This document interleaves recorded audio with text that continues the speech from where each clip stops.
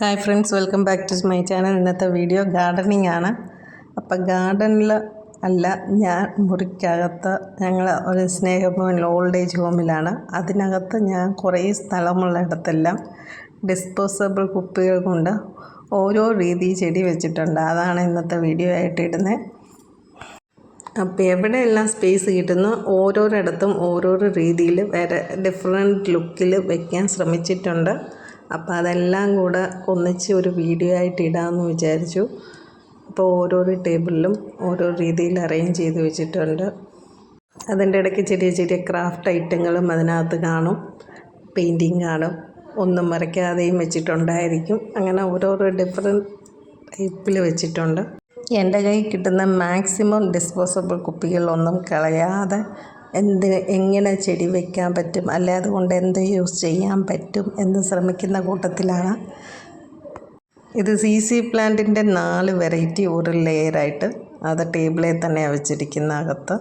ഞാനിങ്ങനെ ഒരേ മോഡലിൽ 4-5 കുപ്പികൾ കിട്ടുന്നവരെ ഇങ്ങനെ കളക്ട് ചെയ്യും. അത് കഴിയുമ്പോൾ ഒരു ഐഡിയ തോന്നുന്നതനുസരിച്ച് അങ്ങനെ ചെടി വയ്ക്കും. പകുതി ഇതെല്ലാം വെള്ളത്തിലാണ് വെച്ചിരിക്കുന്നത്.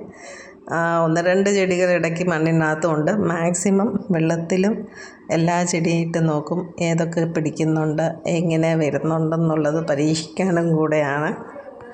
വെള്ളത്തിൽ ഇടുന്ന ചെടി ആഴ്ചയിലൊന്നോ, ഇപ്പം മഴ സമയമായതുകൊണ്ട് 2 ആഴ്ച കൂടുമ്പോൾ ഒന്ന് വെള്ളം മാറി കൊടുത്താൽ മതി.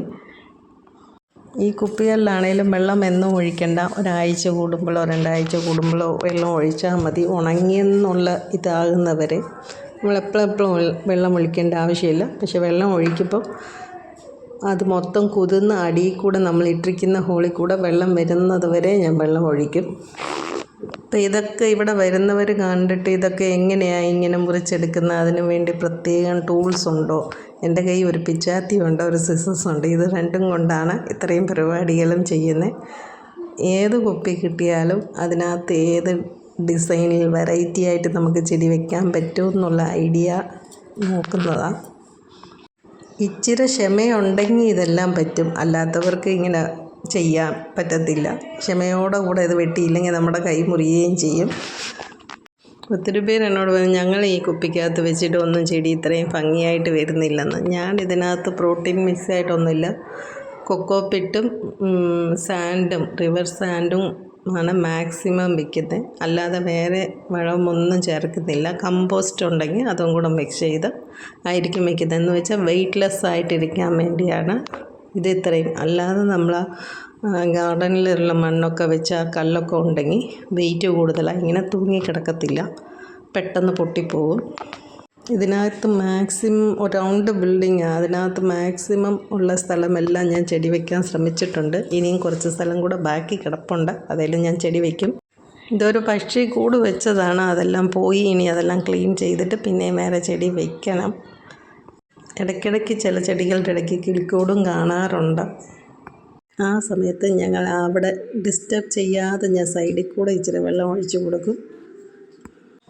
ഇതിനകത്ത് പൗഡറിൻ്റെ കുപ്പി, ടാബ്ലറ്റ് കിട്ടുന്ന ചെറിയ ചെറിയ കുപ്പികളാണ് ഇവിടുത്തെ അപ്പച്ചനമ്മച്ചിമാർ, അതും എനിക്ക് കളക്ട് ചെയ്ത് തരും. കംഫർട്ടിൻ്റെ കുപ്പി, അങ്ങനെ എല്ലാ ടൈപ്പ് കുപ്പിയും ഉണ്ട്. ഇത് ഡൈനിങ് ഹാളിനകത്ത് കുറച്ച് ചെടി വെച്ചിരിക്കുന്നതാണ്. ടേബിളിലും സൈഡിൽ ജനലിലും വെച്ചിട്ടുണ്ട്. അപ്പോൾ ഇന്നത്തെ വീഡിയോ എല്ലാവർക്കും ഇഷ്ടപ്പെട്ടെന്ന് വിചാരിക്കുന്നു. ഇഷ്ടപ്പെട്ടെങ്കിൽ ലൈക്ക് ചെയ്യുക, ഷെയർ ചെയ്യുക.